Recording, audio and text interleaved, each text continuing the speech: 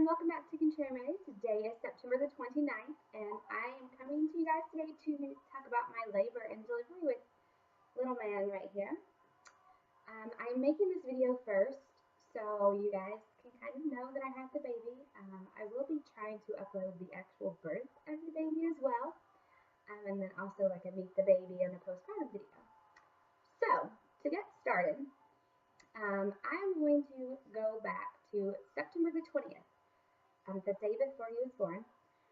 That was the day I decided that I wasn't going to do anything to try to make the baby come.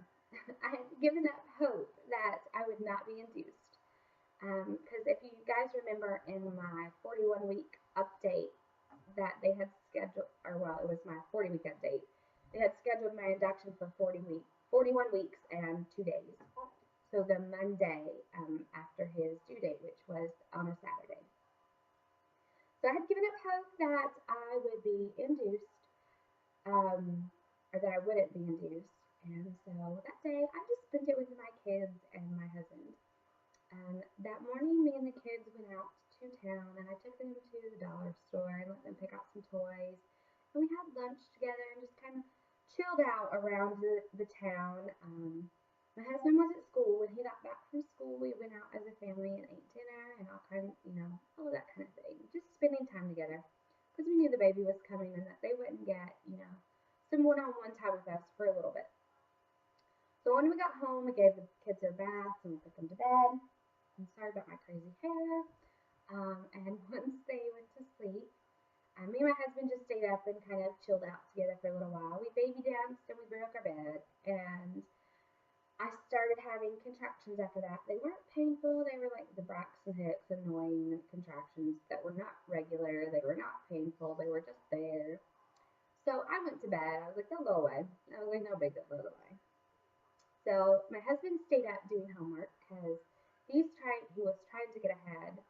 And because he has classes on Tuesdays and Thursdays, and my induction was for that Monday, so he knew he would miss that Tuesday. And so he was trying to get ahead on his schoolwork so he wouldn't be behind when he went back. So once we got, once he went, once I went to bed, he got up and started working on his homework. I slept for about 2 or 3 hours, and Bryson woke up. He come into our room, and I took him back. I picked him up and I took him back into his bedroom. And I noticed I was having some pretty painful contractions. And I was like, well, what's going on? What is this? So after I put him to bed, I got my phone and I started timing them. And I was like, okay, so these are pretty consistent. Not in the means of they were X amount of time apart and X minutes long or anything like that. Mine were in a pattern, I should say. They would be about 30 seconds, and then 2 minutes, well, about 2.5 minutes later, I have one for a minute and a half. And then that was the pattern that I had, going into labor. I was like, okay, so this is something, this is not nothing. So once I realized that they were consistent in the pattern that they were in, I also wanted to be sure, so I got in the shower, and I had always heard, if you take a shower while you're in labor, your labor will kind of stay consistent and get a little stronger. And I had always heard that if it was just Braxton Hicks, that they would just kind of dissipate and go away.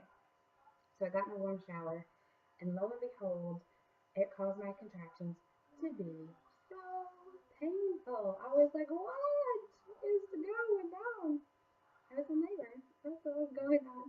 So I monitored after I got in the shower. Like, it took me from that point on to get ready to go to the hospital, to get my clothes back on.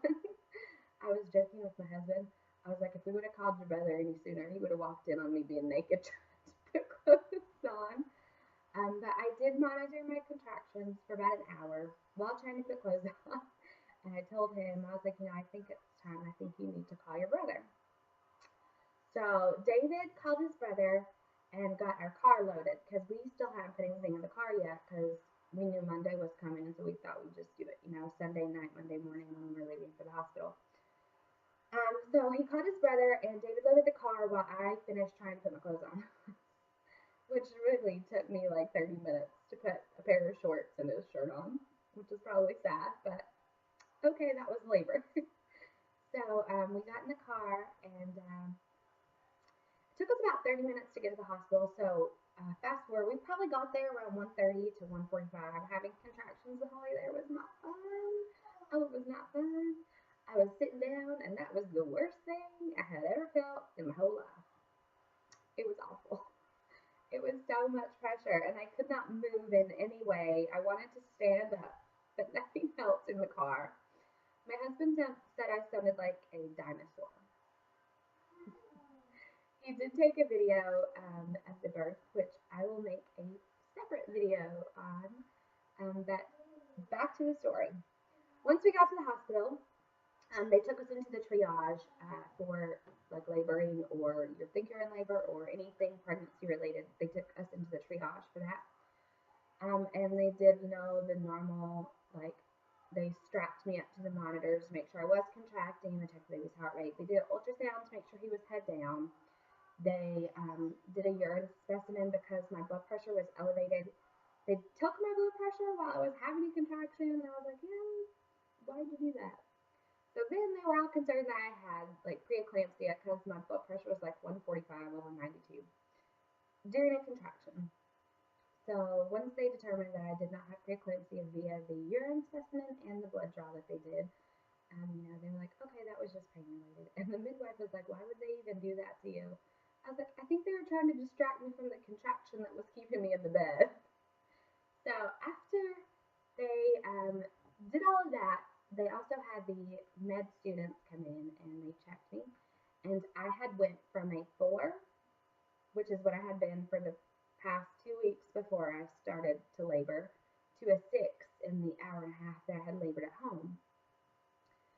So once they checked me and they're like, okay, yeah, you're in active labor, these contractions are consistent enough, blah, blah, blah, they sent me to labor and delivery where I met with the midwives.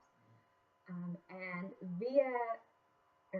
by the time I had got from the triage to the labor and delivery room, I went from a 6 to an 8, just from like the 15 minutes that it took us to walk to the triage, from the triage to labor and delivery. And once I got in there, I had to lay in the bed, which was terrible. It was awful. I hated it. I hated it. I hated it. I hated laying in the bed. It was so bad. They did put a PICC line in. If you can see my battle wound right there, that's my PICC line scar. Still hurts down in the vein, pretty bad. But they.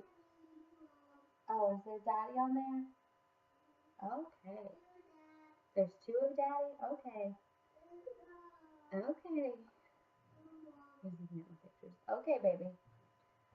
But once they got the PICC line in and they got another accurate blood pressure when I wasn't having a contraction, and they were like, okay, yeah, you're fine. I don't know what the problem was. They let me get up and move around. They put the portable monitors on. And so while I was waiting for them to get the relaxed birth chair, sorry if that made a weird noise, I hit the microphone.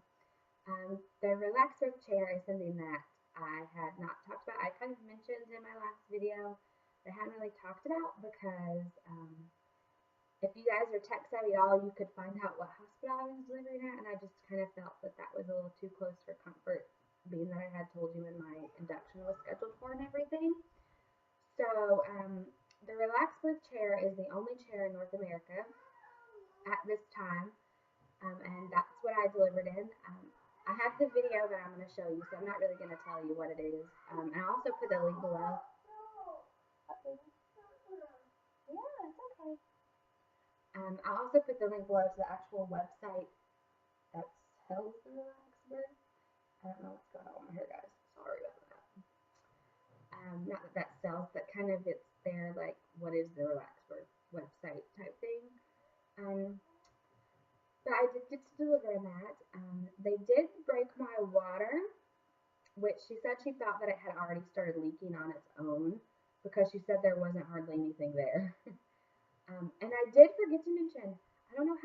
mention this. When Bryson had woke me up after I put him back to bed, I went to go pee, and I had bloody show. Um, a lot of it. I did forget to mention that earlier, so that was one of my cues that I thought I could actually really be in labor.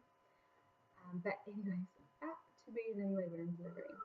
After they brought my water and they got the relax bird chair in there, I got to sit in the relax bird chair. And the design of the chair is to basically help you get help from other people. What? Who is that? Yeah. Yeah. Okay, here. Oh, you want to watch your cartoons? Sorry.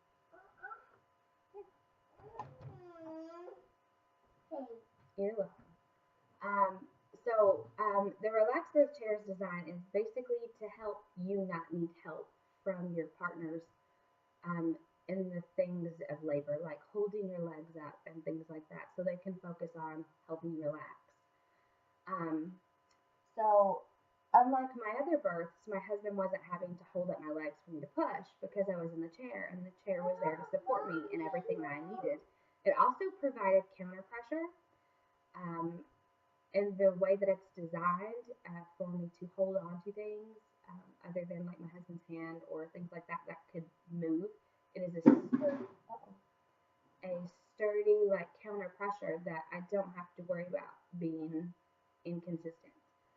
So he was able to massage my back because I was having some really bad lower back pain during the contractions, and which was it was really awesome in the aspect that he could do other things because he was also able to videotape the birth because of that. So once once I got in the chair and they did have a little problem with my cervix not coming over his head completely. It was caught on something. I'm not really sure exactly the details in that. I'm gonna have to talk to my midwife when I go for my postpartum visit about what exactly happened with that. But once, because they had to like manually like push my cervix past his head to help him come out, and once that happened, he was like born. I think I pushed twice after they got it over his head, and he was born. I was like, what?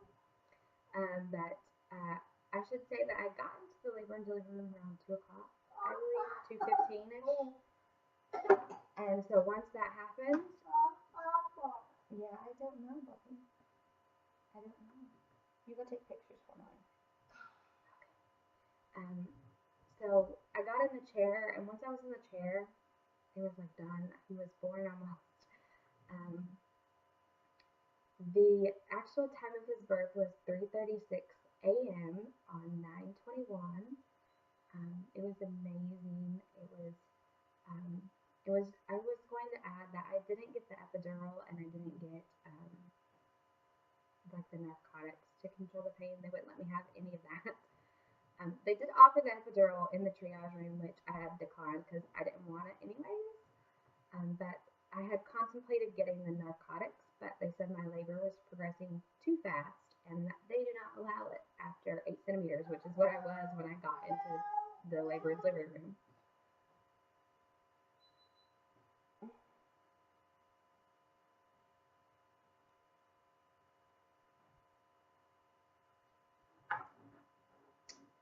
Oh, that's great.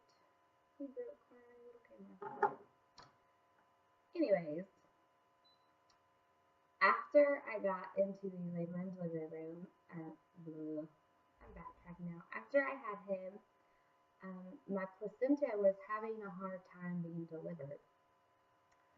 So they had to take the baby for me and they had to put him in the Warner with, well, my husband got him actually. Um, and they had to put me back in the bed so they could figure out what was going on.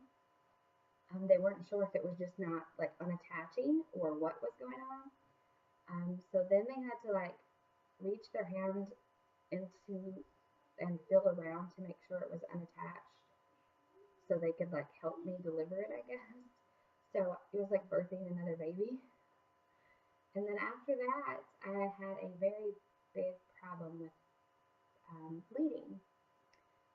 They put the PICC line in and they started giving me fluids closer to the end of my labor because I started started getting very parched, and they brought me drink too because like my lips were chapped really bad.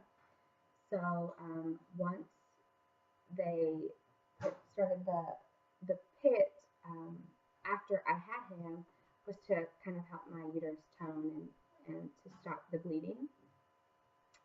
And it didn't work. They actually gave me 3 bags of pitocin, um, and it didn't help. They had to give me a shot, and I was in labor and delivery for like 4 extra hours because they couldn't get the bleeding under control. There was a steady stream of blood, from what I understand, and there was also a bunch of clots. Like they would massage my uterus, and like huge, ginormous clots would just like fall out, which was very painful. But after they got that finished, we were sent to the postpartum rooms, and that was pretty much it. I will be uploading the video of the actual birth of him, and I hope to be doing my postpartum video today as well. But I will talk to you guys later. I hope you have a great day, and I'll talk to you guys later. Bye, guys.